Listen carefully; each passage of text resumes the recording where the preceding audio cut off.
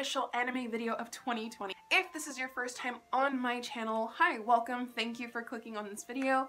You can go ahead and check out any of my other videos that you might like. I do weekly videos discussing all of these different topics right here, so I hope you find something that you're interested in. If you do, go ahead and hit the subscribe button and the notification bell down below, because it helps me out a lot and it notifies you of any videos that have been recently posted. Hopefully. YouTube's kind of iffy. If you do end up liking this video, make sure to hit the like button down below because it helps me out a ton. So with all of that out of the way, for today's video, we are going to be discussing Kimetsu no Yaiba, or some of you guys might know it as Demon Slayer. Now in this video, I am specifically going to be limiting myself to talking about the anime, and I do want to do a separate video talking about the manga, because anybody who says that the anime, the manga, sub, and dub of a specific anime are the same, fight me. They are not the same, and I do want to give each piece of art its own dedicated video because I think it deserves it. Plus there are some things that I really need to touch on. So with that being said, yes, we are talking about Kimetsu no Yaiba, or again, Demon Slayer. Kimetsu no Yaiba was created by Koyoharu Gotoge. It has been featured in the Weekly Shonen Jump since 2016 and has currently 17 volumes as of October 2019, which I think is super cool. It's actually been around a lot longer than most people think. I think it really picked up speed when the anime hit, and I'm going to get into why exactly that is. I do plan on touching on a couple key points of the story, but I'm going to try to keep this as spoiler free, so that way this is more of a video talking about why you should give it a chance, and I'm not going to spoil anything. I'm just going to talk about the basics and things that are pretty obvious within the story. So the story follows Tanjiro Kamado and his sister Nezuko. He does become a demon slayer. I will not tell you the reasons why, because when you watch it you will find out within the first episode, and it is gruesome. So with that being said, it follows his storyline and his progression through becoming a demon slayer and wanting to find a solution for his sister. You do come across a very interesting plethora of characters. It's not as much as, like, let's say Fairy Tail or My Hero Academia right off the bat, but as the story progresses you will come across characters who have very distinct characteristics. And I do plan on touching on this more throughout my manga video, so if you're more interested about the characters and going into detail about that, I do recommend that you watch that when it comes out. So hit the notification bell so that you're alerted when it comes out. Some characters that are involved are Zainsu and Inosuke, and those two make the story very, very interesting, and that's pretty much all I'm going to say about that. So if you're interested in a story that doesn't have so many characters to where it's overwhelming, and each character is very diverse in their own way, this is the story for you. This is an anime for you, this is a manga for you, and I highly, highly recommend it. The genre is adventure, dark fantasy, and also martial art. And this is also one of those things that I deeply appreciate about Demon Slayer. It does take place in old Japan, and it really does a good job of talking about martial arts and the idea of a samurai almost, and like the honor of a samurai, the way that they function, all that does a really good job of sticking to old Japan.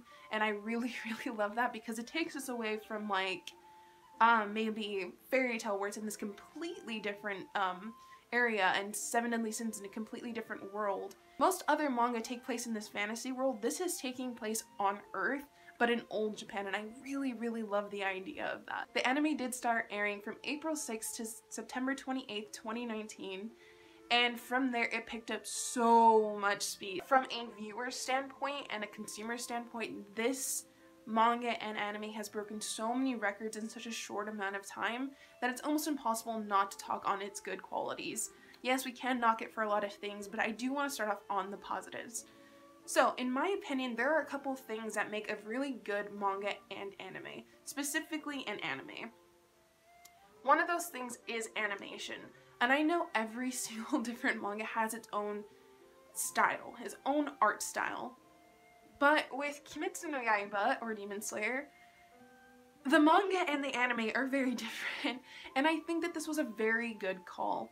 If you look at the manga and then you look at the anime, you can tell a huge difference in the art style itself. Yes, you have the key components to keep the manga and the anime as similar as possible, but it is very refined, very touched up, and very clean. A lot of people have an issue with this because they think that it's too clean, and that's the reason that people like it. It's just too new, but you guys have to remember that this was adapted in 2019. There are so many new technologies that have come out in the animation industry that have made it so much easier to make clean, refined work. And instead of knocking it, I really think we should be celebrating such a good quality anime and I can't wait for more anime adaptations to be as clean as Demon Slayer, because I cannot help but get kind of thrown out of the immersive aspect of anime when I pause a frame and the faces are like this, for example.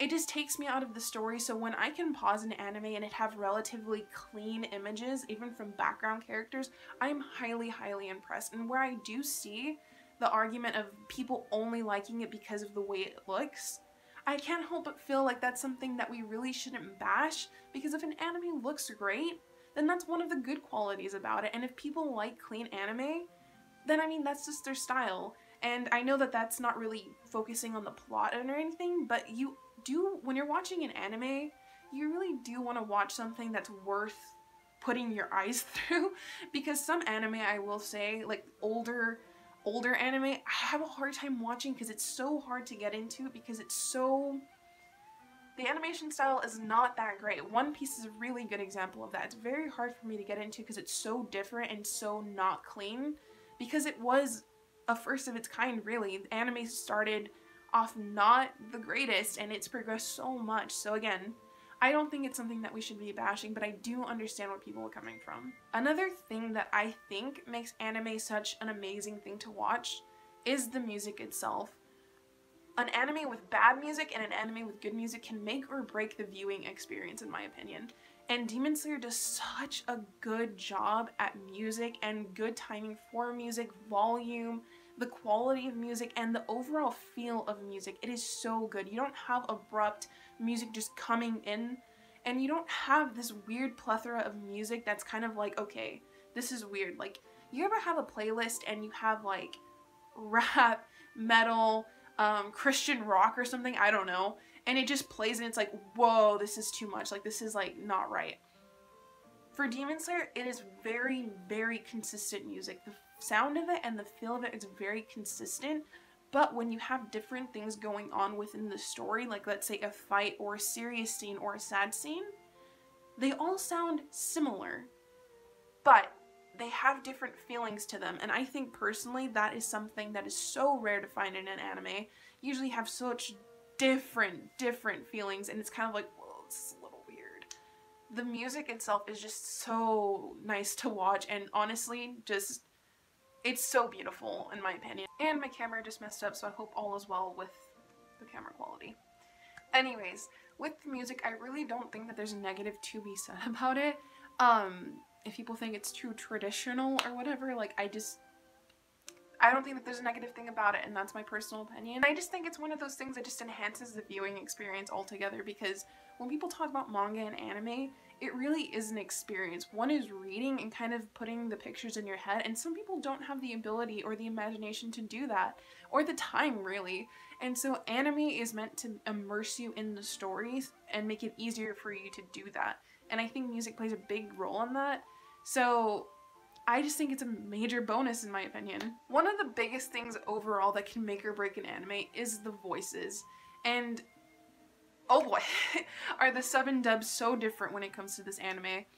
I originally watched things in dub. I know people are like freaking out when I say that, but the thing is that I don't have a lot of time, and I read so much.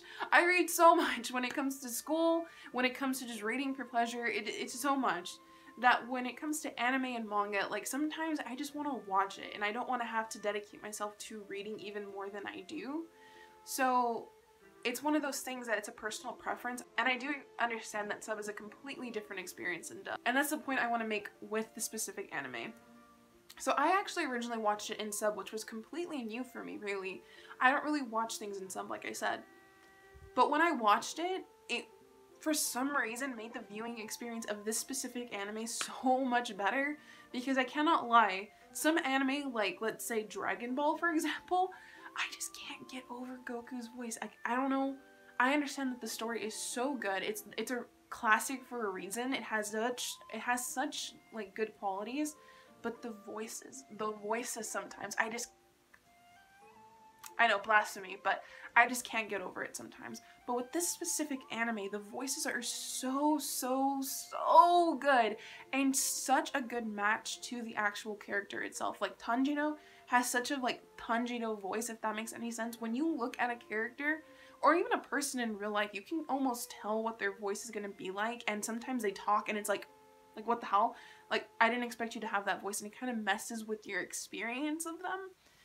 In this case, all of the voices match so well. Zainsu, Inosuke, Nezuko, Tanjiro, like I said, all the other characters, like, their voices fit their characters so well, and I think they did a great job in that. And it really, again, is just one more step to immerse you in the story itself. Now, the dub.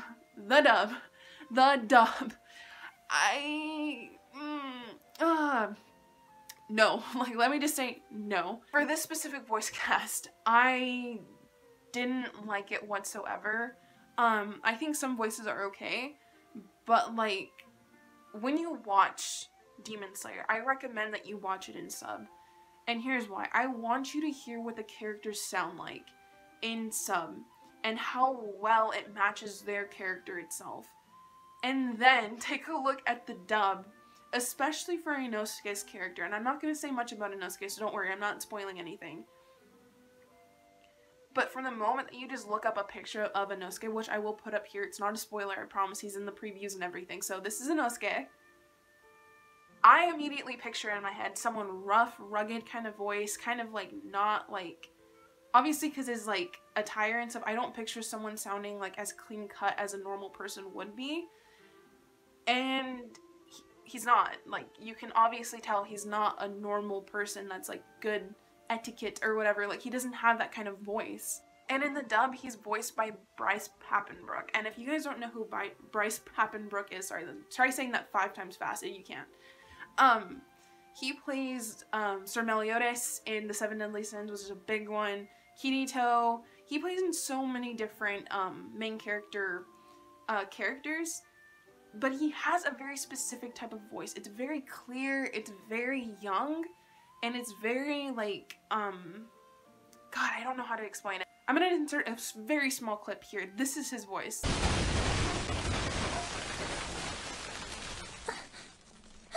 Hi there. You alright, Hawk? You seem okay. Seriously? That's not what I expected for Inosuke in the dub, and I was super excited to see the dub cast. But when I found out that it was him, it kind of threw me off. And I'm going to be honest, I don't even want to watch the dub because I love the sub. And if you're someone that strictly watches dub, I even recommend that you watch this one in sub because it's just so much better. And those of you who like sub and haven't seen Demon Slayer, watch it. I guarantee you will like it, or at least like some parts of it. And of course, one of the biggest things that can make or break an anime is the overall story adaptation into an animation.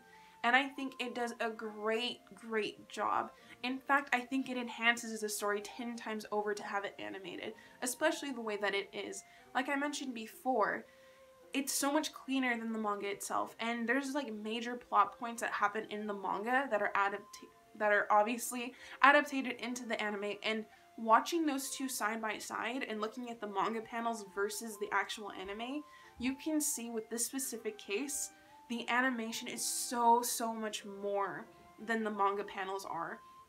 And that's not knocking the manga panels or the artist and the creator. It's not that at all. It's just sometimes when you see something on a piece of paper, it doesn't translate as well as it would being animated.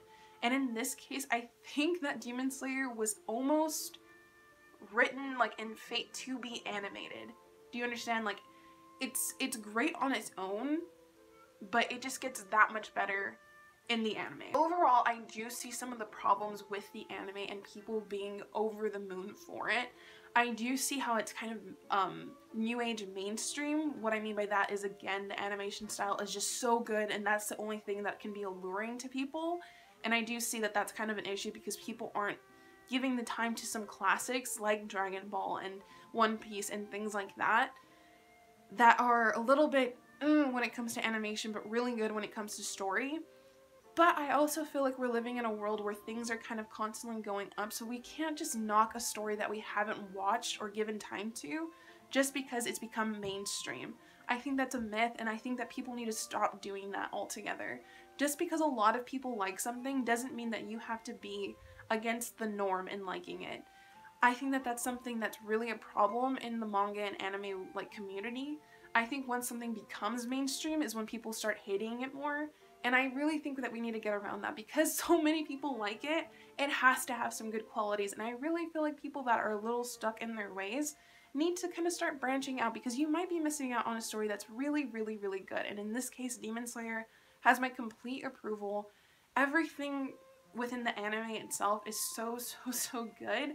And I really recommend that you watch the anime in sub, maybe before getting into the manga, because the manga is something to get used to. Again, I will post a picture right here of the manga and some of its panels. The art style is a little funky, and it is kind of taking away from the really, really good story that it has. So again, I do see some of the mainstream dislike for this particular title, but I really do feel like it is justified to have such a fan base that it does and have sold so many copies and been watched so many times. It is just a really good story. And if you're really hesitant and you're like, oh, I don't want to be mainstream, just, you know, you're really missing out when it comes to a good story, and I really recommend that you watch it. So with that being said, look forward to my manga video where I'll be going much, much more in depth in the characters and the overall story as a whole. That one will feature spoilers because obviously we're talking about the manga. The manga's progressed so much more than the anime. This video served more as a kind of breakdown of the anime and why it's good and why some people dislike it. Again, I love it. So if you like this video, don't forget to like and subscribe and hit the notification bell down below because it does help me out a lot. And I will see you guys in my next video. Bye!